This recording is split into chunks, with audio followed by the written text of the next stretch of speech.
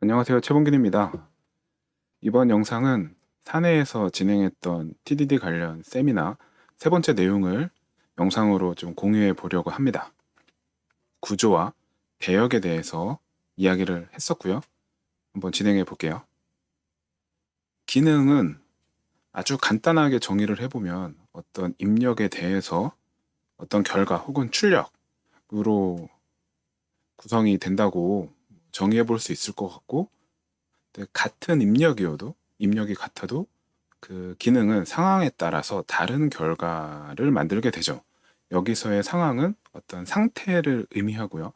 예를 들어 빙고 게임을 이제 생각을 해보면 어떤 뉴 빙고 해갖고 어떤 값을 넣었어요. 이제 2000 배열 값을 넣었죠.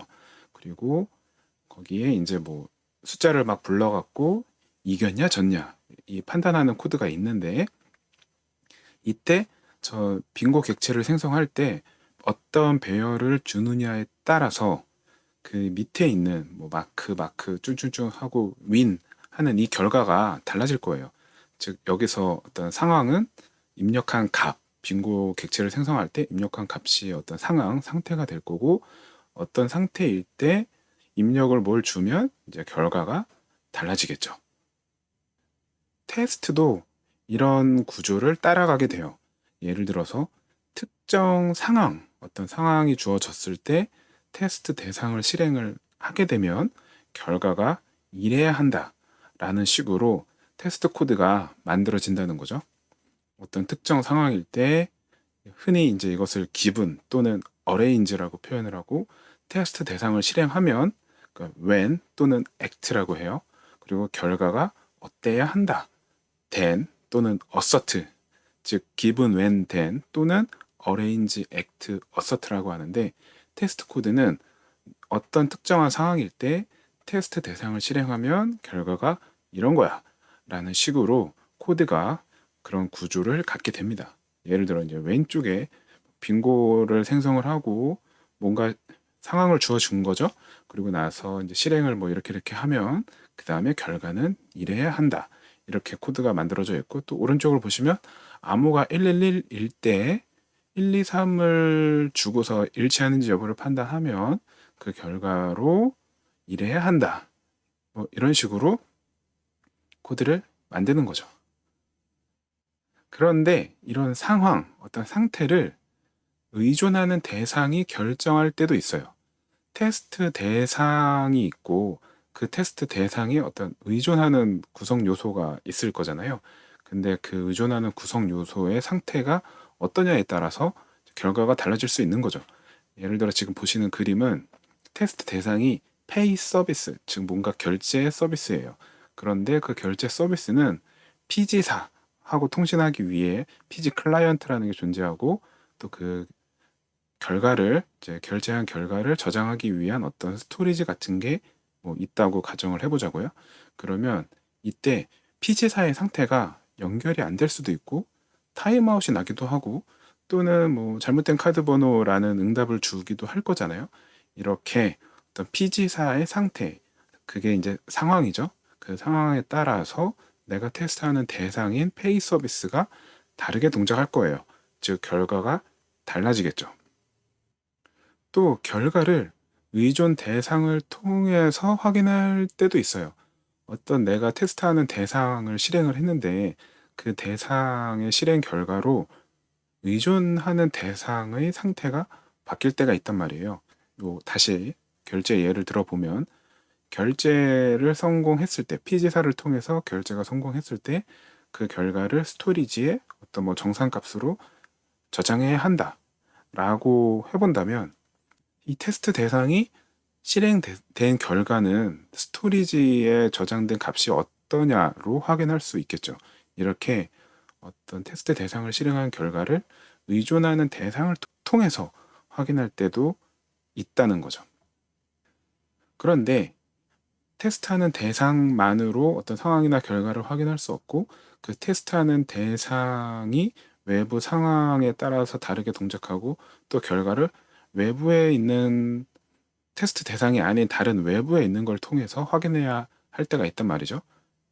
예를 들면 파일의 결과가 저장된다거나 혹은 파일에서 뭘 데이터를 읽어온다거나 또 REST API를 호출해 갖고 값을 실행을 한다거나 또는 뭐 소켓 서버를 통해서 뭔가 연동을 한다거나 이런 것들이 다 이제 외부 상태가 될 거예요. 이렇게 뭔가 외부에 의존하는 경우에는 상황을 만들기가 좀 어려울 거예요. 예를 들어 PG사가 타임아웃이 나는 상황 또는 PG사에서 카드값이 유효하지 않다라는 응답을 주는 상황, 이런 걸 만들기가 쉽지는 않을 거잖아요. 또 결과를 확인하는 게 어려울 수도 있어요. DB에 데이터를 확인해야 한다거나 또는 REST API를 통해서 뭔가 결과를 전달한다. 그러면 실제로 그 전달한 값이 REST API를 호출할 때 값을 제대로 전달하는지 뭐 이런 것들을 확인하기가 쉽지 않겠죠. 또 하나는 테스트를 실행하고 나면은 어떤 상태가 바뀌는 경우가 있죠. 예를 들어 DB의 어떤 특정 테이블의 컬럼 값이 바뀐다든가 이러하면 다음에 동일한 테스트를 실행할 때 상태가 바뀌어서 값이 틀어질 거예요. 뭐 이런 식으로 외부의 상황 또는 외부 결과가 있으면 그 상황을 만들기가 어려울 수 있고 또 결과를 확인하기 어려울 수 있어요. 그러면 이런 경우에는 테스트를 하지 못하냐?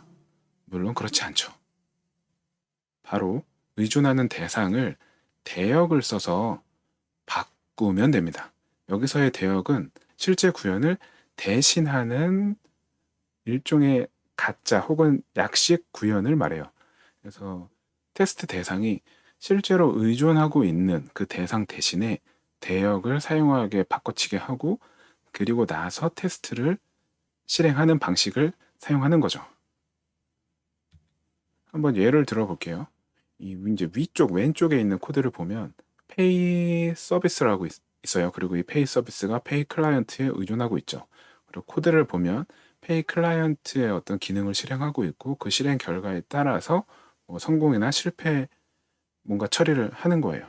그리고 오른쪽에 보시면 페이 클라이언트 인터페이스가 있고 그 인터페이스를 실제로 구현한 리얼 페이 클라이언트라는 그 실제 구현체가 있어요.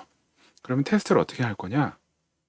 일단 오른쪽 아래에 보시면 스톱페이 클라이언트라고 있는데 이 스톱페이 클라이언트는 진짜가 아니에요. 위에 리얼페이 클라이언트가 뭔가 실제로 피지사와 통신하는 코드가 있다면 스톱페이 클라이언트는 그냥 지금 이 보시는 코드에서는 서세스 스톱이라고 그래갖고 그냥 성공 결과를 단순하게 리턴해주는 그런 구현체예요. 그리고 왼쪽에 보시면 테스트 코드에서는 진짜 페이 클라이언트가 아니라 여기서 만든 스톱 페이 클라이언트를 사용을 해요.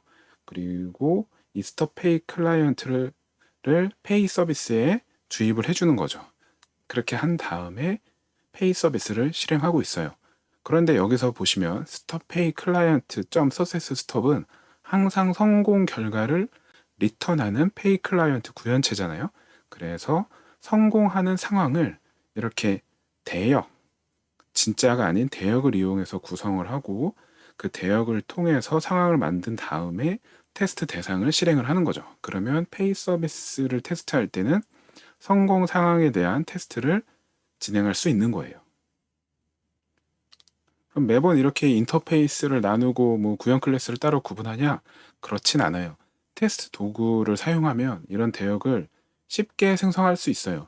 지금 오른쪽에 코드를 보시면 이제 목이라는 어떤 메소드를 호출하고 있는데 그 목이라는 메소드를 호출을 하면은 이제 모의객체라는 걸 만들어 줘요. 이건 이제 모키토를 이용한 코드인데 그러면 코드를 좀 읽어보면 페이 클라이언트 이제 목을 만들었어요. 그 페이 클라이언트의 뭐 어프로브 뭐뭐뭐뭐를 호출하면 걔는 페이 리절트 트루 객체를 리턴해. 즉 성공 상황을 이런 대역을 이용해서 지금 만들고 있는 거죠. 그리고 그 성공 상황일 때 테스트 대상인 페이 서비스가 어떻게 동작하는지 이제 확인하는 거고요. 그래서 뭐 경우에 따라서는 인터페이스와 구현 클래스를 구분해야 될 때도 있어요. 진짜와 테스트를 위한 구현으로요. 그런데 이제 꽤 많은 경우는 이렇게 모키토와 같은 도구를 이용하면 대역 객체를 혹은 대역을 쉽게 이제 만들 수 있다는 거예요. 대역의 종류에는 뭐가 있냐? 뭐 여기에 표시하지 않은 뭐 덤이라는 것도 있는데 보통은 이제 스톱, 스파이, 뭐 모의 객체, 그리고 가짜 이렇게 네 가지 정도가 있다고 설명을 하고 요 네 가지를 적절하게 섞어서 테스트 코드를 만들게 됩니다. 그럼 이런 대역을 사용하면 어떤 이점이 있냐? 내가 의존하고 있는 대상, 그 대상의 진짜 구현이 없어도 테스트를 할 수 있다는 거죠. 즉, 현재 구현 대상에 집중할 수 있어요. 또 경우에 따라서는 A와 B가 서로 다른 대상을 구현을 할 수도 있어요. 병행 개발이 가능한 거죠.